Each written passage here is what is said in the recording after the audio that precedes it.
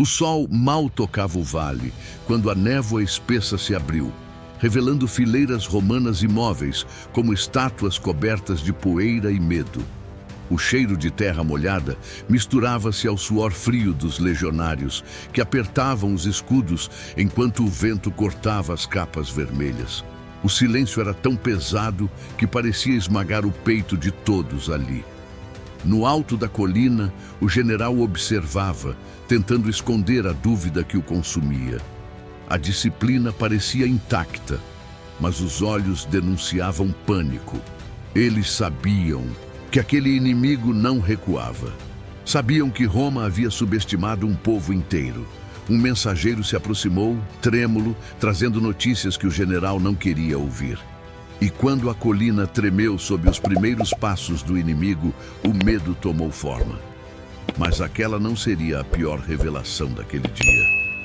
Lanças alemãs romperam a neblina como sombras afiadas. Os romanos ergueram os escudos, mas vacilaram ao ver a quantidade de guerreiros surgindo das árvores. O barulho de gritos distantes se arrastava pelo vento como presságio, empurrando cada soldado a encarar a própria mortalidade. A primeira carga jogou homens ao chão antes mesmo que pudessem reagir. O general tentou reorganizar a linha, mas a floresta fechada anulava qualquer estratégia romana. Era uma armadilha perfeita. No meio do caos, um centurião percebeu que algo estava errado. Os germanos não queriam apenas vencer, queriam humilhar, queriam quebrar Roma. Esse detalhe ficou oculto nos registros, apagado propositalmente. E, quando a segunda onda inimiga caiu sobre eles, até os veteranos sentiram a espinha gelar. O que estava para acontecer tornaria tudo ainda mais insuportável. Se essa cena te prendeu, então não sai do vídeo agora. Deixa o like e se inscreve antes que o próprio YouTube enterre este tipo de conteúdo profundo nos algoritmos. Cada clique seu diz para a plataforma: quero conhecer as verdades que Roma tentou apagar. Se você gosta de história contada assim, viva, brutal, sem máscaras, apoia o canal agora mesmo. Não espera o final. Faz parte desse exército que mantém essa narrativa viva. Aperta o like, se inscreve e segue comigo, porque o próximo momento muda tudo. Os gritos aumentaram quando a chuva começou a cair de repente, transformando o terreno em lama escorregadia. O peso das armaduras arrastava os legionários para baixo e cada passo se tornava uma luta pela vida. A madeira dos escudos inchava com a água, tornando-os mais pesados. A visão ficava turva. O inimigo avançava com facilidade, usando o próprio pântano como arma. Roma desconhecia aquele tipo de guerra. Uma flecha perdida atravessou a garganta de um soldado ao lado do general, espalhando sangue quente que se misturou à chuva fria. A moral começava a ruir. Era a falha que ninguém admitia. Roma não estava preparada para lutar ali. E quando perceberam isso, já era tarde demais. Mas uma traição silenciosa estava prestes a selar o destino daquele dia. Um centurião correu entre as fileiras, alertando que o flanco esquerdo estava cedendo. Quando o general chegou, encontrou algo ainda pior: soldados abandonando posições sem ordem. A disciplina, orgulho absoluto de Roma, virava pó diante da proximidade da morte. No meio do pânico, rumores surgiam como veneno. Sussurravam que guias locais haviam levado o exército romano ao pior terreno possível. Sussurravam que aquele grupo não era aliado, era isca. Um nome proibido apareceu entre as vozes: o traidor que Roma tentou apagar da história. Um homem que conhecia cada caminho, cada pântano, cada árvore. E foi então que os gritos no flanco explodiram, anunciando que o inimigo havia rompido a formação. Aquilo que vinha depois destruiria muito mais que uma batalha. O som era horrível: madeira partindo, metal raspando, homens implorando por ar. Os germanos cercavam pequenos grupos de romanos, cortando suas rotas de fuga com precisão assustadora. O general tentava reunir o comando, mas a comunicação estava morta. A floresta engolia ordens, confundia sinais, jogava cada grupo em um labirinto mortal. A estratégia romana, construída ao longo de séculos, estava inútil. O inimigo havia aprendido demais sobre eles. Alguns historiadores tentaram suavizar o relato, mas uma verdade amarga persiste. Roma se viu inferior. Não em número, mas em inteligência de campo. E quando o general percebeu que estava perdendo o controle de tudo, fez algo impensável. A decisão dele marcou o início da humilhação final. Ele recuou, não para reformar a linha, mas para sobreviver. Soldados viram o general desaparecer entre a confusão e o pânico se espalhou como fogo seco. A tropa desmoronou.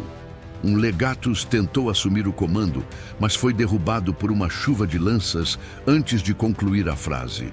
O inimigo avançava sem descanso, como se guiado por um ódio ancestral. Nesse momento, um detalhe sombrio emergiu. Alguns romanos jogaram fora símbolos militares para fugir sem serem identificados. Abandonar um estandarte era considerado pecado militar.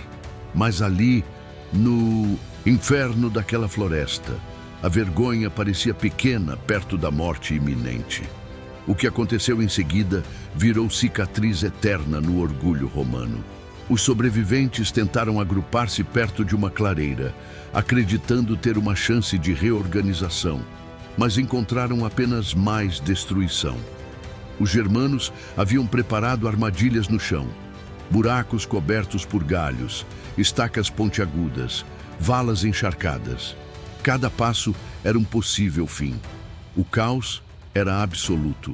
Um aquilífer, ferido, tentou erguer o estandarte da legião para inspirar os homens, mas caiu de joelhos antes de completar o gesto. Esse momento jamais foi registrado oficialmente, mas sobreviventes contaram que o silêncio que se seguiu parecia o lamento do próprio império.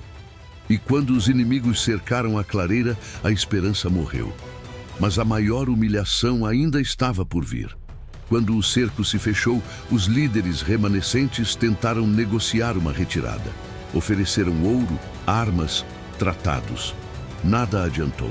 O chefe germano tinha apenas uma exigência: que Roma reconhecesse sua derrota, não no papel, em voz alta, na frente de seus próprios homens.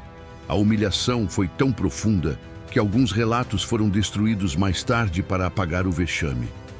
Roma, senhora do mundo, ajoelhando-se diante de tribos consideradas inferiores.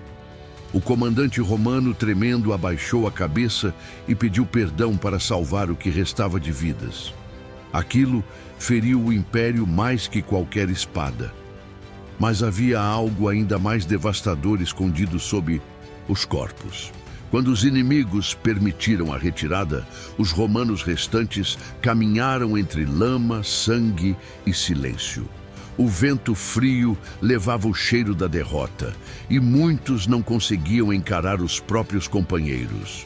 O general, agora destruído por dentro, descobriu que seus guias haviam sido subornados semanas antes.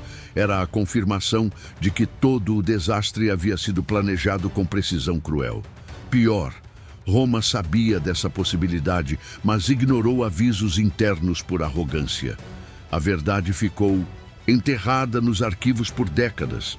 Aquela batalha não só matou homens, matou a ideia de invencibilidade romana.